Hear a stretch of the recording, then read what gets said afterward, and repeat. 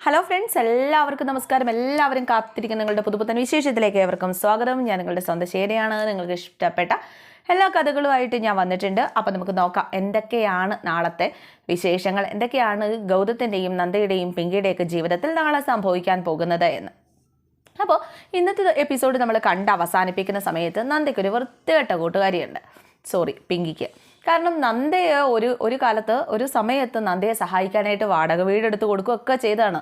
അത് നന്ദയെ സഹായിക്കാൻ വേണ്ടിയിട്ടല്ല, നന്ദ എങ്ങനെയെങ്കിലും ഗൗതത്തിൻ്റെ ജീവിതത്തിൽ നിന്ന് ഒഴിഞ്ഞു പോയി പിങ്കിക്ക് ആ സ്ഥാനത്തേക്ക് കയറാൻ പറ്റുകയാണെങ്കിൽ കയറാൻ പറ്റട്ടെ എന്ന് ഓർത്തുകൊണ്ട് മാത്രം നന്ദയെ സഹായിച്ച ഒരു കൂട്ടുകാരി. മാത്രമല്ല ഇന്നത്തെ അവളുടെ ആ ഒരു പ്ലാനിങ് ഒക്കെ എന്തായാലും പൊട്ടിപ്പാളീസാവുകയാണ്. വെറുതെ സ്വപ്നങ്ങൾ കണ്ടുകൂട്ടി നമ്മുടെ പിങ്കി അവിടെ വെച്ച് ഫിക്സ് വരുന്നതും അങ്ങനെയുള്ള കാര്യങ്ങളൊക്കെ ഇങ്ങനെ സ്വപ്നത്തിൽ ഇങ്ങനെ കണ്ടുകൂട്ടാണ്. പക്ഷെ ഇതൊന്നും നടക്കുന്നില്ല കേട്ടോ.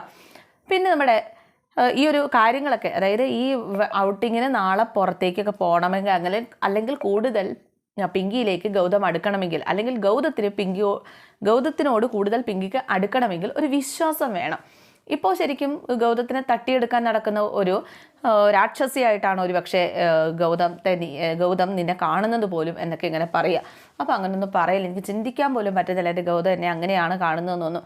എന്തായാലും നിസ്സഹായനായ ഗൗതം അത്രമാത്രമാണ് ഞാൻ മനസ്സിൽ ചിന്തിക്കുന്നത് എന്ന് പിങ്കി ഇങ്ങനെ പറയുന്നുണ്ട്. എന്തായാലും നിനക്ക് പിങ്കിക്ക് ഗൗതത്തിലേക്ക് അടുക്കാനുള്ള ഒരേ ഒരു മാർഗം, ഒരേ ഒരു പാലം, ഗൗതത്തിലേക്ക് കയറാനുള്ള ആ ഒരു പാലം എന്ന് പറയുന്നത് അർജുനാണ്. അർജുനുമായിട്ട് കൂടുതൽ നീ അടുത്തു എന്ന്, അതായത് അർജുൻ്റെ ഭാര്യയോട് ഒരുപക്ഷെ അവൻ നല്ലതുപോലെ ഇടപെടും. അർജുൻ്റെ ഭാര്യയോട്, അർജുനെ സ്നേഹിക്കുന്ന പിങ്കിയോട് ഗൗതം നല്ലതുപോലെ ഇടപെടും. അല്ലെങ്കിൽ ഗൗതം നിന്നോട് ഇടപെടുന്നതിന് ആരും ഒരു തെറ്റും പറയില്ല. പക്ഷെ നീ ഇപ്പോഴും അർജുനെ വെറുക്കുകയും ഗൗതത്തെ സ്നേഹിക്കുകയും ചെയ്യുമ്പോൾ, അല്ലെങ്കിൽ ഗൗതത്തെ സ്നേഹിക്കുന്നൊന്നും മറ്റുള്ളവർക്ക് ബോധ്യമാകുമ്പോൾ തീർച്ചയായിട്ടും നിന്നെ ആരും അംഗീകരിക്കില്ല പിങ്കി. അത് നീ ആദ്യം മനസ്സിലാക്കുക. നീ അർജുനെ സ്നേഹിക്കാനായിട്ട് പറയുകയാണ്. അപ്പോൾ അതെങ്ങനെ? നീ മറ്റുള്ളവർക്ക് മുന്നിൽ അർജുനെ ഇഷ്ടപ്പെടുന്നു എന്ന് വരുത്തി തീർത്താൽ മാത്രം മതി. അല്ലെങ്കിൽ അർജുൻ്റെ ആ ഒരു തിരോധാനത്തിൽ, അർജുൻ്റെ വേർപാടിൽ നീ ഒരുപാട് സങ്കടപ്പെടുന്നുണ്ട്, അർജുനെ നീ ഒത്തിരി സ്നേഹിക്കുന്നുണ്ട്, മനസ്സിൽ നിന്റെ ഗൗതത്തെ എടുത്ത് കളഞ്ഞു എന്നൊക്കെ എല്ലാവർക്കും തോന്നിയാൽ മാത്രം മതി എന്നിങ്ങനെ പറയുകയാണ്. അങ്ങനെ പിങ്കി നേരെ അങ്ങോട്ടേക്ക് ചെല്ലുകയാണ്. വീട്ടിലേക്ക് ചെന്നതിന് ശേഷം പിങ്കി ആകെ സങ്കടപ്പെടുന്ന ആ ഒരു രീതിയിൽ പിങ്കിക്ക് ആകെ ഒരു സങ്കടം പോലെയൊക്കെ പിങ്കി അഭിനയിക്കുകയാണ്. മാത്രമല്ല പിങ്കി ആദ്യം ചെയ്യുന്നത് ഗൗതത്തോട് പോയി മാപ്പ് പറയുകയാണ് ചെയ്തത്. ഇന്ന് ഗൗതം എൻ്റെ കൂടെ പുറത്ത് വന്നു, എനിക്ക് ചില കാര്യങ്ങളൊക്കെ മനസ്സിലായി ഗൗതം, എനിക്ക് ചില കാര്യങ്ങളൊക്കെ മനസ്സിലായി. നന്ദയെ ഒരിക്കലും ഗൗതത്തിന് മറക്കാൻ പറ്റില്ല എന്ന് എനിക്ക് മനസ്സിലായി. മാത്രമല്ല അർജുനെ എനിക്ക് സ്നേഹിക്കാതിരിക്കാനോ, അല്ലെങ്കിൽ അർജുൻ്റെ ആ വേർപാടിൽ ഇന്ന് മിലിറ്ററി ക്യാമ്പിലേക്ക് ചെന്നപ്പോഴൊക്കെ അവരെന്നെ അർജുൻ്റെ ഭാര്യയായിട്ട് തന്നെയാണ് കാണുന്നത്. ശരിക്കും അർജുൻ്റെ അർജുനെ അതിനുമായിട്ട് പിരിഞ്ഞു നിൽക്കേണ്ട ആ ഒരു അവസ്ഥ, ശരിക്കും എനിക്ക് അർജുനോട് എന്തോ ഒരു പ്രത്യേക ഇഷ്ടം തോന്നുവാണ്. കാരണം അർജുൻ ഇങ്ങനെ എവിടെയാണെന്ന് പോലും അറിയാതെ ഞാനിങ്ങനെ അർജുന് വേണ്ടി കാത്തിരിക്കുന്നു. പക്ഷേ എൻ്റെ പ്രാർത്ഥന അർജുനെ തിരിച്ചു കൊണ്ടുവരില്ലേ എന്നൊക്കെ ഇങ്ങനെ ചോദിക്കുകയാണ്. ഗൗതം അന്തം വിട്ടിങ്ങനെ നിൽക്കുക. ഇത് ഇവളുടെ അഭിനയമാണെന്ന് ഗൗതം ഒന്ന് ചിന്തിക്കുകയാണ് കേട്ടോ. അപ്പോൾ നമ്മുടെ അർജുൻ്റെ കൂടുതൽ വിവരങ്ങൾ അറിയാനായിട്ട്, അർജുൻ്റെ കൂടുതൽ വിശേഷങ്ങൾ, അർജുനെ കൂടുതൽ അറിയാനായിട്ട് ഇവൾ ലക്ഷ്മിയോടും അതുപോലെ വീട്ടിലുള്ള എല്ലാവരോടും അർജുനെക്കുറിച്ച് കൂടുതൽ തിരക്കുകയാണ്. മാത്രമല്ല അർജുൻ്റെ ഫോട്ടോയിലേക്ക് കുറേ നേരം ഇങ്ങനെ നോക്കി നിൽക്കുക. ആരും കാണാതെ ആരും കാണുന്നില്ല എന്ന് ആരും കാണാതെ തന്നെ താൻ അർജുനെ സ്നേഹിക്കുന്നു എന്ന് കാണിക്കാനായിട്ടും ആരെങ്കിലും എവിടെയെങ്കിലും നിൽക്കണ സമയത്ത് ഇവൾ അവരെ മൈൻഡ് ചെയ്യാതെ അർജുൻ്റെ ഫോട്ടോയിൽ ഉമ്മ വയ്ക്കുക. അർജുൻ ഈ പറഞ്ഞ പോലെ അർജുൻ്റെ ഇഷ്ടാനിഷ്ടങ്ങളൊക്കെ വല്യമ്മയോടും മോഹിനി ചെറിയമ്മയോടൊക്കെ തിരക്കുക. അർജുൻ്റെ മുറിയിൽ കൂടുതൽ സമയം ചിലവഴിക്കുക, അർജുൻ്റെ ഷർട്ടും ഇതൊക്കെ എടുത്തിങ്ങനെ നോക്കുക. ഇതൊക്കെ കണ്ടിട്ട് എല്ലാവരും അന്തം വിട്ടിങ്ങനെ നിൽക്കുകയാണ്. പിങ്കിക്ക് അർജുനോട് സ്നേഹമോ എന്നിങ്ങനെ ചിന്തിക്കുക. മാത്രമല്ല അർജുൻ്റെ അമ്മയെ വിളിക്കുകയും ചെയ്യുകയാണ്. അർജുൻ്റെ അമ്മയെ വിളിച്ച് ഇവൾ സംസാരിക്കുകയാണ്. അമ്മ വിഷമിക്കൊന്നും വേണ്ട, അർജുൻ തിരിച്ചു വരും, എനിക്ക് എൻ്റെ പ്രാർത്ഥനയുണ്ട്, ഞാൻ കാത്തിരിക്കുകയാണ് എന്നൊക്കെ പറഞ്ഞപ്പോഴേക്കും അർജുൻ്റെ അമ്മയും ആ ഒരു സന്തോഷത്തിലൊക്കെയാണ്. അപ്പോൾ ഇതൊക്കെ എല്ലാവരും അറിഞ്ഞു. അപ്പോൾ ഇവർക്ക് എന്താ ഇത്ര പെട്ടെന്ന് മാറ്റം വന്നത് എന്നൊക്കെ ഇങ്ങനെ എല്ലാവരും ചിന്തിക്കുക. അത് മാറ്റം വന്നത് തന്നെയാണോ? അപ്പോൾ മോഹിനിക്ക് ഒരു സംശയമില്ലാതില്ലേ, എന്തായാലും ഇവളെന്തായാലും അർജുനെ സ്നേഹിക്കാനൊന്നും വഴിയില്ല. അപ്പോൾ ഇതിലെന്തോ കള്ളക്കളിയുണ്ട്. അപ്പോൾ പവിത്രയും ഇത് തന്നെയാണ് ആലോചിക്കുന്നത്. ഇതിലെന്തോ കള്ളക്കളിയുണ്ട്, കണ്ടുപിടിക്കണം, അല്ലാതെ വെറുതെ ഇവളാരാ മോള് എന്നൊക്കെ ഇങ്ങനെ ഓർക്കുകയാണ്. അപ്പോൾ വല്യമ്മയ്ക്ക് ഒരു സംശയമില്ലാതില്ല ഇവളെ. കാരണം വല്യമ്മയ്ക്കിടെ കുരുട്ടുകുത്തിയിലും ഈ പിങ്കിയുടെ യഥാർത്ഥ സ്വഭാവം അറിയാം. പക്ഷേ ഗൗതമായിട്ട് കൂടുതൽ പിങ്കിക്ക് അടുക്കണമെങ്കിൽ ആ സൗകര്യം ചെയ്തു കൊടുത്താൽ പിങ്കി ഇവിടെ നിന്ന് പോകില്ല.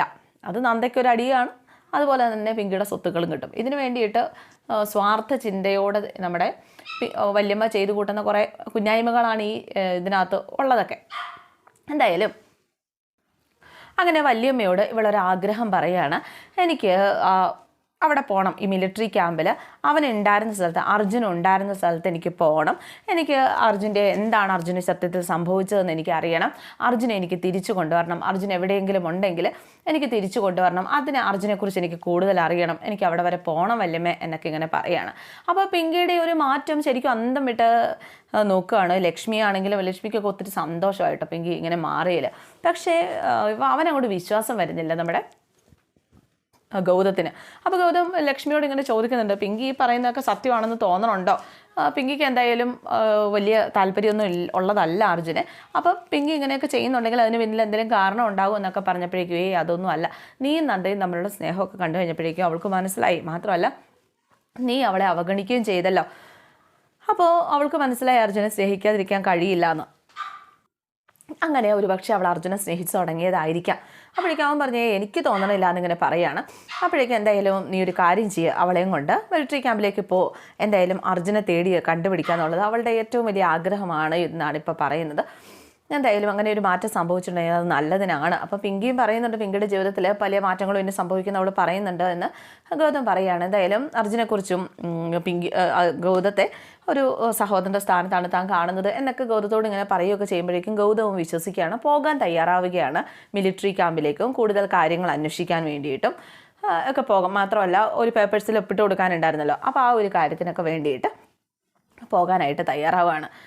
അങ്ങനെ പോകാൻ ഇറങ്ങിക്കഴിഞ്ഞപ്പോഴേക്കും ഉണ്ടല്ലോ വലിയ ഇവൾ കുറേ പ്ലാൻ ചെയ്തിട്ട് ഗൗതവും ഇവളും തമ്മിലുള്ള യാത്രയ്ക്കിടക്ക് സംഭവിക്കാൻ പോകുന്ന കുറേ കാര്യങ്ങളെക്കുറിച്ച് പ്ലാൻ ചെയ്താണ് ഇവൾ അങ്ങോട്ടേക്ക് പോകാൻ ഇറങ്ങുന്നത്. പക്ഷേ ഇവളുടെ ആ യാത്രയെ തടസ്സപ്പെടുത്തിക്കൊണ്ട് മറ്റൊരാൾ അങ്ങോട്ടേക്ക് എത്തുകയാണ്. ആ ഇന്ദീവരം തറവാട്ടിലേക്ക് ഇവരെ പോകാനായിട്ട് കഥക് തുറന്നിങ്ങനെ ഇറങ്ങിയതും നിൽക്കുന്നു അയാൾ. ആരാണെന്നല്ലേ? ഒരു സ്ത്രീയാണ്. നിങ്ങളൊക്കെ വിചാരിക്കും നന്ദയാണെന്ന്.